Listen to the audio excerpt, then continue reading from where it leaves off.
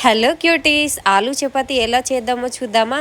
First 3 ఆలుగడ్డల్ని తీసుకొని నీళ్ళల్లో ఉడికించుకోవాలి. ఆలుగడ్డలు ఉడికేంతలోపు గోధుమ పిండి అయితే కలుపుకుందాం.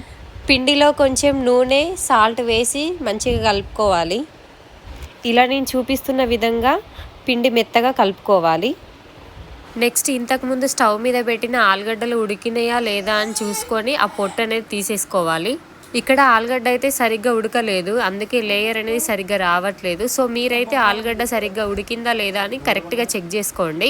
మనం ఆలుగడ్డ మీద స్పూన్ లేదంటే నైఫ్ తోటి ప్రెస్ చేసి చూడండి. ఉడికినట్లయితే మనం స్టవ్ ఆఫ్ చేసేసుకోవచ్చు.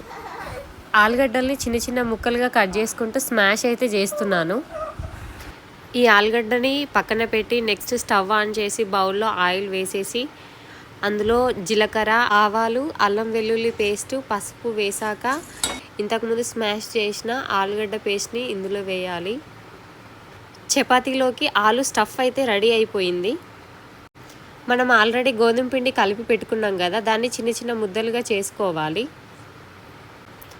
దెన్ మనం నార్మల్గా చపాతీ ఎలా చేసుకుంటామో అలా చేసుకొని మధ్యలో ఆలు స్టఫ్ పెట్టేసి దాన్ని ఫోల్డ్ చేయాలి. మనం బూరప్పలు ఏ విధంగా చేసుకుంటామో ఆ విధంగా చేసి నెక్స్ట్ మనం చపాతీ నార్మల్గా మళ్ళీ ఎలా చేస్తామో అదే విధంగా చపాతీ చేయాలి.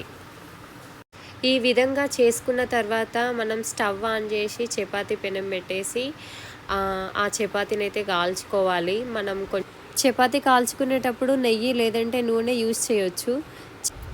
ఫైనల్లీ వెరీ టేస్టీ ఆలు చపాతీ రెడీ అయితే అయిపోయింది. చాలా సాఫ్ట్గా నోట్లో వేస్తే కరిగిపోయేలా ఉంది. చపాతీ అయితే చాలా బాగుంది. మీరు కూడా ఒకసారి ట్రై చేయండి. Thank you so much for watching this video. Please like, share and subscribe.